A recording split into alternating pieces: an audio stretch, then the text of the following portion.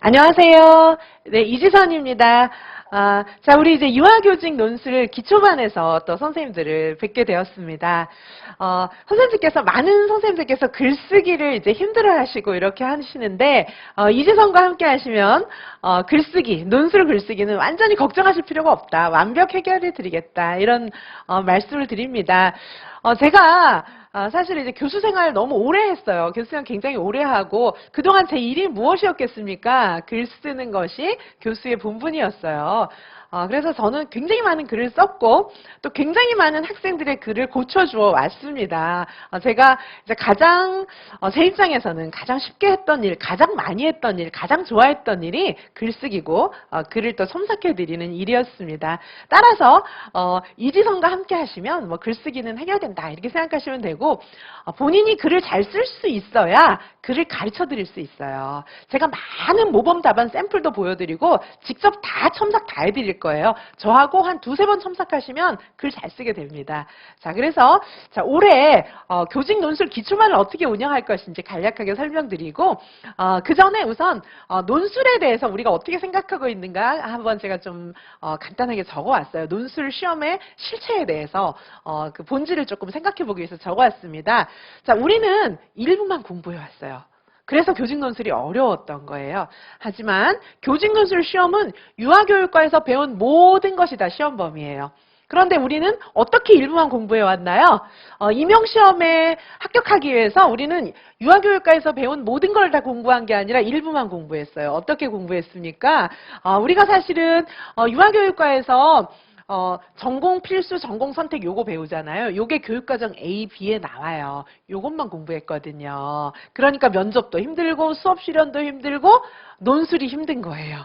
교육과정 A, B만 공부해서는 안 돼요. 이거 중요하지만 다른 것도 있어요. 교육과정 A, B는 전공 필수, 전공 선택이었는데 그 외에 교직 과목도 있었어요. 뿐만 아니라 기관 실습도 있었어요. 학교 현장 실습, 교육봉사활동, 실제 수업 같은 것도 다 해봤잖아요. 학교 현장 실습 나가서 이외에 뭐 보육 실습 이런 것도 있지만 그건 이제 어린이집 교사 자격증하고 관련된 것이니까 우리가 이런 모든 내용들을 다 공부한 것을 논술에서는 물어봐요. 면접에서도 2차 시험 면접에서도 이런 거 다 물어보는 거예요. 자, 그러다 보니까 모르겠어. 나는 이것만 공부했는데 이런 생각은 잘 못하시고 난 공부 이거 많이 했는데 왜 여기서 틀릴까? 이렇게 생각하셔야 되는데 이거 공부 안 한 건 잘 모르시는 거예요. 근데 우리 이거 공부하기도 바쁜데 언제 이거 다 공부하겠어요? 이건 제가 해드려야죠. 제가 도움드리면 다 하실 수가 있습니다.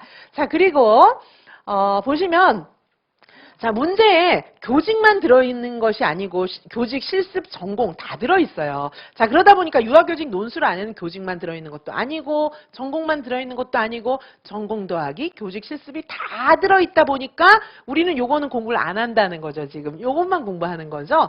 자, 그러다 보니까 논술, 면접 너무 어려운 거예요. 자, 그래서 이지선이 이제 이런 모든 것들을 도와드릴 건데 올해 이제 시험을 보신 선생님들도 계시지만 논술에 대해서 여러 선생님들의 말이 다 달라요. 어떤 선생님들이 많아요. 나 교직 논술 때문에 떨어졌어요. 이런 분들도 많고 그 다음에 어떤 분들은 문제 되게 쉬웠어. 막 이랬는데 내 예상의 점수보다 10점이나 점수가 낮게 나왔다. 나 너무 쉬워서 잘 쓴 줄 알았는데 어떻게 된 거야? 막 이런 선생님들 많이 계세요. 자, 그러다 보니까 교직 논술은 운이구나. 그래, 교육과정만 공부하고 논술은 운이야. 이런 선생님들 계신데요. 절대 그렇지가 않습니다. 아니에요. 공부가 안 되었던 것이에요. 자, 그래서 저와 함께 하시면 교직 논술 공부를 완벽하게 우리가 정복하고 들어가야지. 우리 인생을 걸고 공부하는데 운에 맡길 수 있습니까? 이지선과 함께 완벽하게 공부하시고 논술 시험장으로 들어가셔야 합니다. 자, 그리고 제가 자꾸 이지선 교수가 뭘 해준다 막 이렇게 얘기하는데 뭘 어떻게 해드리는지 좀 말씀을 드릴게요. 자, 우리 올해부터 논술 시험지가 이렇게 바뀌었죠. 논술 시험지가. 뭐예요? 이렇게 앞뒤로 이렇게 빡빡하게 써야 돼요. 이 두 장을. 자, 어떤 선생님들은 두 장 주지만 뭐 한 장만 쓰면 어때? 이렇게 말씀하시는데 선생님들이 만약에 채점하시는 분이라면 남들은 두 장을 썼는데 어떤 수험생은 한 장만 썼어요. 한 장은 완전히 비워놨어요. 그러면은 누굴 점수를 더 많이 줄까요? 채점관도 사람이기 때문에 아무래도 그런 거 무시할 수는 없어요. 우리는 모든 거를 다 커버하면서 꼭 합격해야 되는 수험생이잖아요. 그래서 웬만하면 다 채우는 게 좋죠. 자, 그래서 글을 좀 잘 써야 채울 텐데 또 못 쓰면 채우기가 어렵고 시간이 부족하고 이러잖아요. 이전에는 원고지 형식으로 글자 수가 제한이 되어서 많이 안 써도 됐었어요. 작년까지는. 근데 이제 지난 시험부터 이제 이게 바뀐 거죠. 2021 공립유치원 시험부터 이렇게 바뀌었습니다. 2020까지는 원고지라서 조금만 써도 됐었는데 이제는 이제 글을 많이 써야 된다는 부담이 생긴 거예요. 자, 이런 시험지에다 우리는 답을 써야 된다. 좀 명심하시고요. 자, 그러면 제가 이제 첨삭해드린 거 샘플을 조금 보여드릴게요. 제가 첨삭해드린 거 보시면 여기 이제 제가 이제 이따가 수업을 조금 할 건데 수업을 하면서 이제 보시면 아시겠지만은 제가 시험지를 드려요. 과제를 드리거든요. 보통 한 주에 과제 한 2개 정도씩 이렇게 나갑니다. 자, 이 선생님 같은 경우에 이제 과제 수행하신 거예요. 과제 이렇게 저하고 과제 수행하셔서 이렇게 답을 쓰신 거거든요. 자, 그래서 이 선생님도 이제 처음에는 글이 좀 이제 조금 문제가 있었는데 저한테 한 2-3번 첨삭 받으면서 글이 완전히 달라지셨어요. 그래서 잘하셨어요. very good.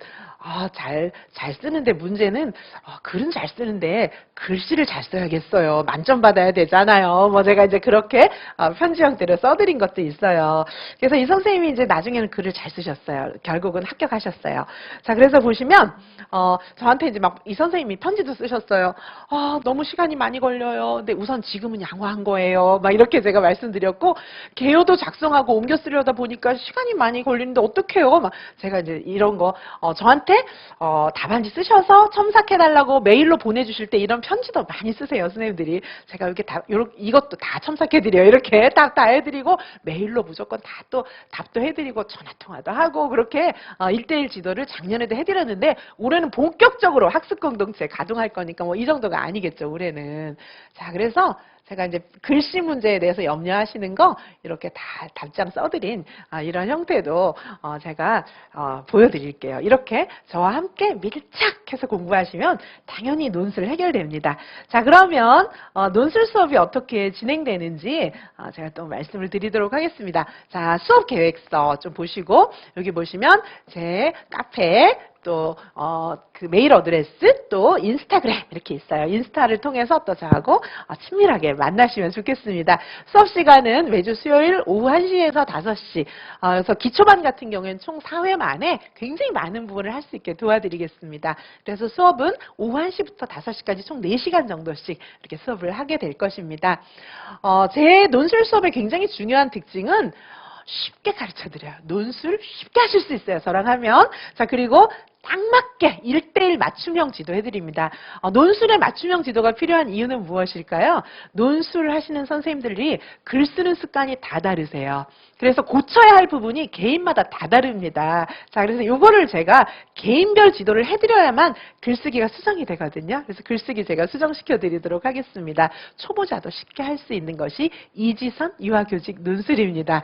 자, 보시면 말씀드렸던 것처럼 쉬운 설명으로 체계를 이해할 수 있게 해드리고 기초반에서는 글을 아까 시험지 보셨죠? 앞뒤로 빡빡하게 채워야 되잖아요. 처음부터 어떻게 그걸 다 채우겠습니까? 그래서 처음부터 그렇게 안 하고 200자, 400자 기본 글쓰기를 합니다. 200자, 400자라고 하면 어떻게 되냐 하면은 진짜 이제 뭐 200자, 400자만 채워야 된다는 게 아니라 이런 형태의 답안 제가 문제지를 드립니다. 아까 보셨던 것보다 훨씬 이제 답안지가 간단하죠? 그래서 이렇게 보통 제가 드리는 문제 한 10줄 정도 써보는 연습부터 출발을 합니다. 자, 그래서 보시면 개요도 쓰는데 선생님들이 시간이 너무 많이 걸리기 때문에 개요도보다도 이렇게 간단하게 제가 드리는 문제에 대해서 스스로 뭔가 이렇게 좀 어떻게 써야겠다 개요도를 여기에 작성해 보시는 거예요. 그 다음에 이제 여기다 쓰시면 제가 이거를 첨삭을 다 해드리는 겁니다. 저한테 이제 스캔해서 보내주시면 제가 요거를 다 첨삭을 해드려요. 스캔하셔도 되고 사진 우리 핸드폰으로 찍어가지고 저한테 카톡으로 보내주셔도 괜찮아요.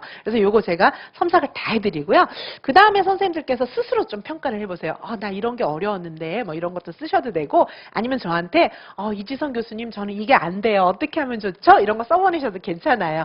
자, 그래서 요 정도 분량 글을 쓸 수 있는 제가 문제를 드려요. 근데 초보자뿐 아니라 이미 글쓰기를 조금 잘하시는 선생님들도 들으셔도 되는 것은 뭐냐 하면 처음부터 저는 엄청나게 쉬운 문제 막 애들 초등학생 같은 문제 그런 거 안 다룹니다. 기출부터 출발합니다.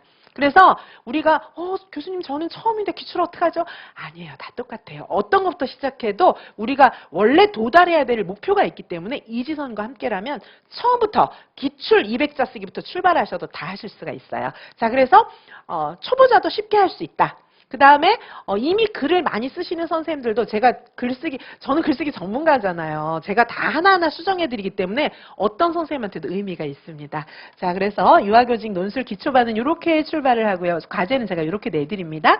자, 그리고 200자, 400자 어떤 뜻인지 아시겠죠? 진짜 원고지 200자 원고지 드리는 게 아니에요. 아까 그런 모의 답안지를 드립니다.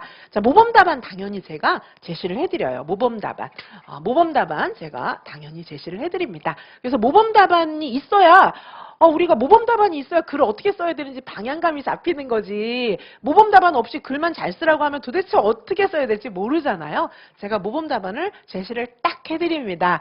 자, 그래서 이 모범 답안을 조금 필사를 하시면 좋겠어요. 선생님들께서 글쓰기 처음에 할 때 필사를 한다고 하시는데 글씨 연습 필사는 하실 필요가 없어요. 제가 쓴 답안도 그대로 따라 쓰는 글씨 연습 이런 필사는 저는 권장하지 않습니다. 제가 말씀드리는 필사란 제가 드리는 모범 답안을 읽어보시고 덮어놓고 흉내내서 쓰십시오. 그리고 그걸 저한테 첨삭받으시면 됩니다. 그게 필사지 무슨 우리가 글씨 연습하는 것도 아니고 글씨 연습하시려면 그냥 열어놓고 그냥 그대로 따라 쓰세요. 그거는요 한 10년에 조금 늘까 말까 한 공부 방법입니다. 그런 공부 방법은 전 권장드리지 않아요. 우리는 시간을 절약해서 빨리 가야 되잖아요. 그래서 제가 부탁드리는 필사는 저의 모범 답안을 보시고 물론 문제가 있겠죠. 문제를 보시고 제 모범 답안을 보시고 그 다음에 다 덮어놓고 문제는 열어놓으셔도 되죠. 모범 답안은 덮어놓고 선생님들이 써보시는 거예요.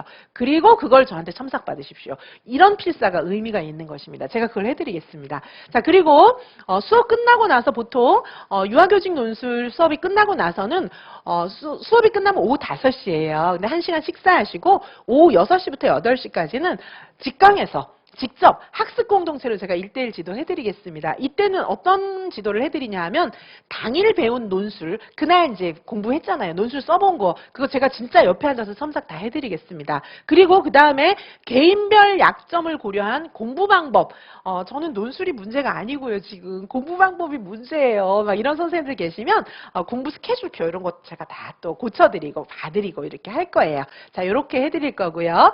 자, 그 다음에 여기 이제 매주 수업의 진행 방법이 있어요.